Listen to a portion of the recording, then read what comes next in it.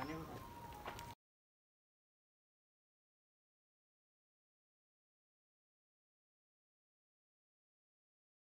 Sam कोळे, Sam Safarnama vlog YouTube चॅनलमध्ये तुमचं पुन्हा एकदा नव्याने स्वागत करतो. कशात मंडळी, बरे आहात ना? तर मंडळी, आजचा ब्लॉग खरंच खूप इंटरेस्टिंग होणार आहे, कारण दापोलीमधील आपण जाणार आहोत साने गुरुजी यांच्या गावी. खूप खूप खूप कमाल गाव आहे. त्याचबरोबर त्यांच्या ज्या जुन्या भेटवस्तू आहे, शाळा म्हणा किंवा त्यांचं घर म्हणा, हे ब्लॉगच्या माध्यमातून आपण पाहणार आहोत. साने गुरुजींनी खरंच खूप आपल्याला एक वेगळा इतिहास दिला, त्याच्याबद्दल आपण सगळं ओळख करून घेणार आहोत आणि पाहणार आहोत त्यांचं गाव कशा पद्धतीने आहे. सो चला तर मंडळी, आपण जाऊया साने गुरुजींच्या गावी. आणि गावी गेल्यानंतर तिकडे बरंच काय आपल्याला जे पुराण त्यांच्या ज्या वस्तू वापरल्या त्यांनी त्या आपल्याला पाहायला मिळतील. सो माझ्यासोबत माझी गँग असणार आहे नेहमीप्रमाणे. चला तर मंडळी, या ब्लॉगला सुरुवात करूया. आणि आपलं चॅनल लाईक शेअर सबस्क्राईब केलं नसेल तर आठवणीने करून ठेवा आणि इंस्टाग्रामला फॉलो करा, सॅम सफरनामा ब्लॉग. या निसर्गाने कोकणाला निसर्गसृष्टीचा जणू वरदानच दिलं आहे. आता हेच पहा ना, कोकणात दापोली हे तालुका आहे आणि याच दापोली तालुक्यामध्ये अनेक नवरत्नांची खाण आहेत. याच दापोली तालुक्यामध्ये अनेक छोटी छोटी गावं वसलेली आहेत आणि या प्रत्येक गावाला एक इतिहास आहे, एक वारसा आहे. दापोली तालुक्यात निसर्गाच्या कुशीत वसलेलं पालगड हे गाव आहे. मंडळी, हे गाव कोणाचं आहे माहिती आहे का? हे गाव आहे पूज्य साने गुरुजी यांचं. इथे येण्यासाठी दापोली मार्केटमधून आपल्याला ST ही मिळतात. त्याचबरोबर इथे प्रायव्हेट गाड्याही आहेत. आपण आज त्याच गावी भेट देणार आहोत. दापोली ते पालगड हे साधारण 19 किलोमीटरचं अंतर आहे. म्हणजेच दापोली ते पालगड हे अंतर पार करण्यासाठी जवळजवळ 1 तास लागतो.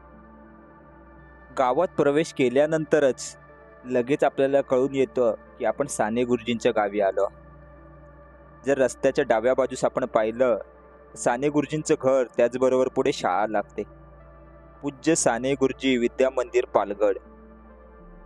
1953 साली साने गुरुजींच्या चाहत्या वर्गाने साने गुरुजींची आठवण म्हणून या शाळेची स्थापना केली.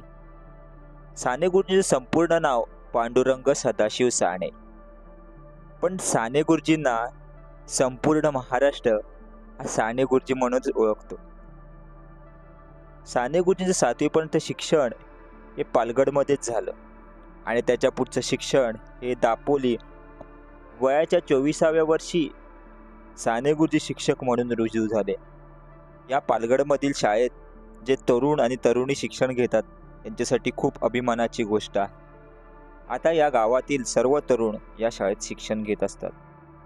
शाळेला सुट्टी असल्यामुळे शाळेच्या आतील भागाचे चित्रीकरण करणं शक्य झालं नाही. चला तर मंडळी, आपण साने गुरुजींचं घर पाहूयात. साने गुरुजींचा जन्म हा 1899 मध्ये पालगड याच गावी झाला. साने गुरुजी हे स्वातंत्र्य सैनिक होते. वयाच्या 24व्या वर्षी साने गुरुजी अंबरनेरला नोकरीसाठी गेले. त्यावेळेस हे घर अगदी मोडकळीस आलं होतं. अंबरनेरमधील प्राचार्य गोखले सर यांनी गुरुजींच्या मोडकळीस आलेल्या घरासाठी खर्च केला. तेव्हा त्यांनी 500 रुपये दिले आणि म्हटले, हे घर सुधारून घ्या. या घराचं बांधकाम त्या काळी विठ्ठल बाबाजी बेलोसे यांनी केलं. आता हे घर आपण पाहतोय, हे घर त्यावेळी 500 रुपयामध्ये बनवण्यात आलेलं आहे. आता हे घर सुधारण्यात आलं आहे. त्यावेळेस ते घर अगदी मोडकळीस आले होतं. घरात पाहिल्यानंतर पूज्य साने गुरुजी यांचे फोटो फ्रेम, त्याचबरोबर त्यांनी देश सुधारण्यासाठी केलेल्या मोहिमा यांचे फोटो व माहिती इथे आपल्याला पाहायला मिळते. त्याने त्यांच्या आयुष्यात केलेले संघर्ष आपल्याला इथे फोटो फ्रेमच्या द्वारे दाखवण्यात आलेला आहे. मंडळी, घर तर सुधारण्यात आलं, पण खंत या गोष्टीची आहे की साने गुरुजी या घरात एकही दिवस राहू शकले नाही. म्हणजेच त्यांना राहताच आलं नाही, कारण ते कामानिमित्त नेहमी बाहेरच असायचे. या घराचं संपूर्ण देखभाल त्यांचे बंधू दादा साने हे पाहत असत आणि इथे राहायचे. साने गुरुजी सत्याग्रहात भाग घेण्यासाठी बाहेर पडले. त्यानंतर त्यांनी नोकरी सोडली. मुंबईमध्ये ते दादरमध्ये राहायला होते. साने गुरुजींनी तुरुंगामध्ये अनेक लिखाण केलं आहे. श्यामची आहे, अनेक अशी पुस्तकं लिहिली आहेत.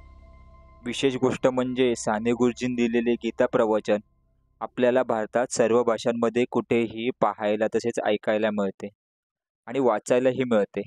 ही आपल्या सगळ्यांसाठी अभिमानाची गोष्ट आहे. साने गुरुजींचं आयुष्य हे संघर्षमय होतं हे आपल्याला इथे कळून येतं.